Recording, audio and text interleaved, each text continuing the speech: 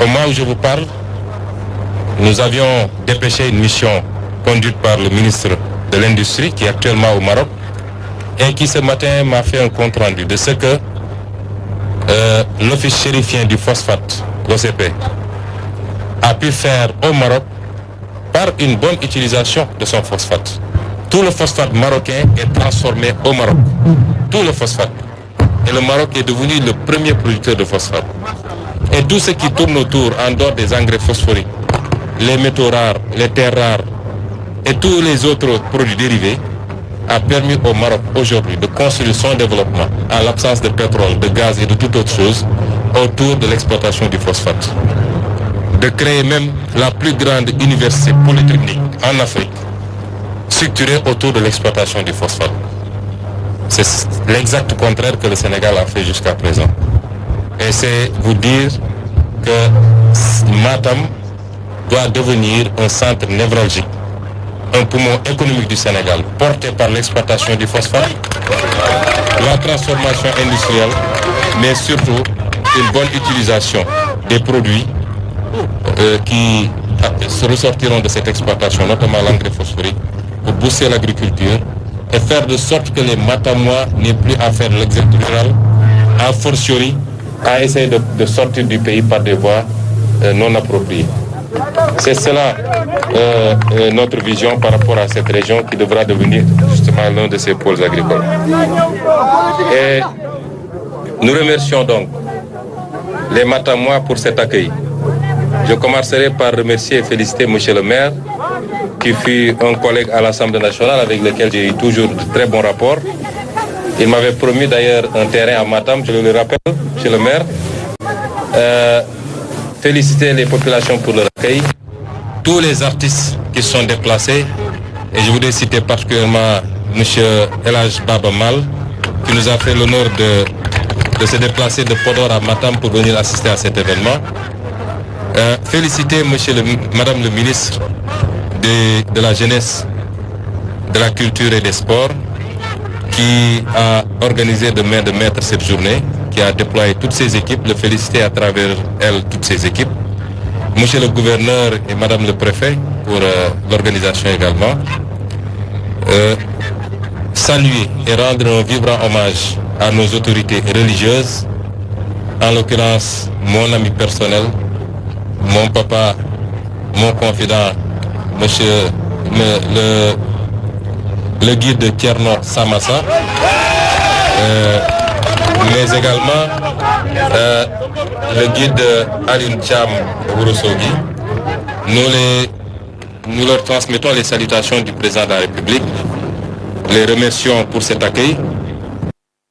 Nous avons eu beaucoup de plaisir l'invitation à dîner de ce soir d'ailleurs. Et lancer un dernier message à la jeunesse du Fouta. Ce pays nous appartient à tous. Ce pays nous appartient à tous, sans exclusif. Et si ça marche, ça marchera pour tout le monde, indépendamment de nos appartenances. Vous avez tous porté à la tête de ce pays un jeune comme vous, à la personne de son Excellence, Monsieur le Président Bassirou Diomaye Faye. Il n'est plus question d'accompagner quelqu'un jusqu'au pouvoir et ensuite de se croiser les bras pour le regarder faire. Nous devons tous être ensemble, marcher d'un même pas, participer de la même manière à tout ce qui sera décliné en termes de vision, en termes de programme, pour atteindre les objectifs qui nous permettraient de transformer structurellement ce pays. Nous avons parlé de l'horizon 2025 parce qu'un pays, même une maison, même une simple maison ne se construit pas en un jour. A fortiori tout un pays. Il faut poser les actes. Commencer par redresser, parce que nous avons trouvé ce pays dans un état. Je l'ai dit la dernière fois, les gens sont mis à interpréter, mais son Excellence, Monsieur le Président, va s'adresser à la nation dès son retour. Et il dira aux Sénégalais dans quel état nous avons trouvé ce pays. Les ministres prendront le relais pour donner les explications détaillées. C'est important de faire cet état de lieu. Nous aurons une phase de redressement de ce pays, une phase de décollage et une phase de stabilisation. Et à chacune de ces phases, nous aurons besoin de chacun et de chacune d'entre vous, et particulièrement vous, la jeunesse de ce pays, vous, la jeunesse de Matam et vous, la jeunesse du Fouta. Je vous exhorte donc et je vous invite à faire bloc derrière votre président de la République, derrière votre Premier ministre et le gouvernement qu'il dirige. Et nous verrons, dans les 2 ans, dans les 3 ans, dans les 5 ans, dans les 10 ans, et jusqu'en 2050, s'il plaît à Dieu, ce qu'on va faire de ce pays, Inch'Allah. Donc continuez à avoir espoir, parce que c'est l'espoir qui fait vivre. Mais ce n'est pas un espoir utopique, c'est un espoir qui sera adossé sur la qualité des actes que nous allons poser tous les jours, toutes les minutes, toutes les secondes, et vous assurer que nous ne passons aucune seconde sans penser à vous.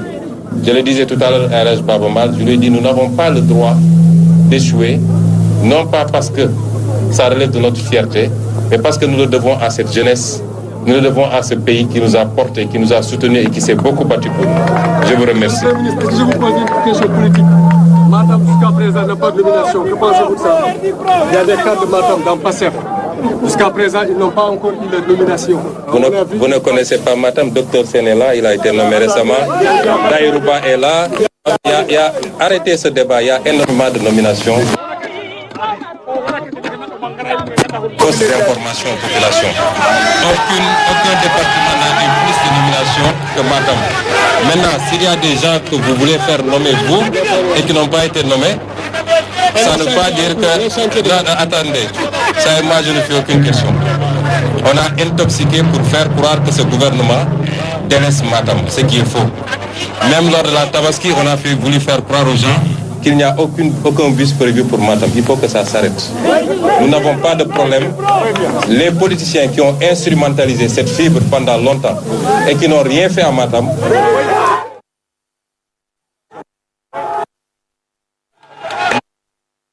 pas d'appartenance. Nous gérons un pays et chaque Sénégalais a la même importance que nous.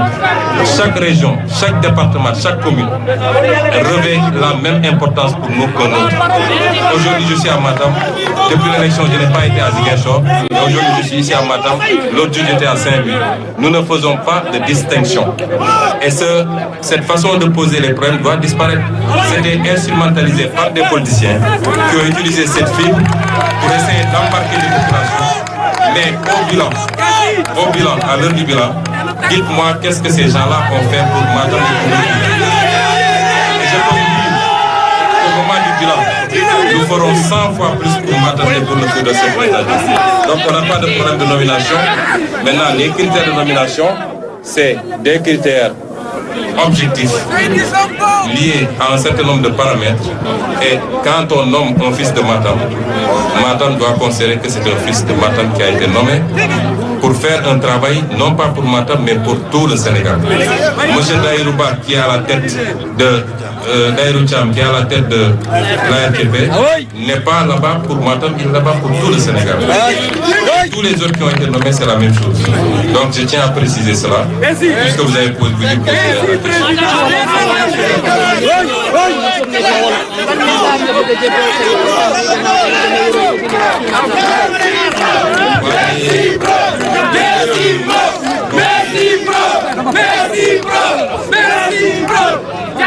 di gërëm mbokk yi di gërëm waa Matam di feddali sama mbégte ci teew fii. sànq dama wax Alaaji Baaba Maal que man su may ñëw Fouta dama fiy ñëw avec énormément de plaisir. su ma fi ñëwee damay sentir ni fii sama kër la. mu ne ma xam naa deret bi la ndax moom xam na sama lien ak le Fouta de Ndiayène Pendaw à Matam. ma ñëw fi nag ci turu son excellence monsieur le président de la République Bassirou Diomaye Faye.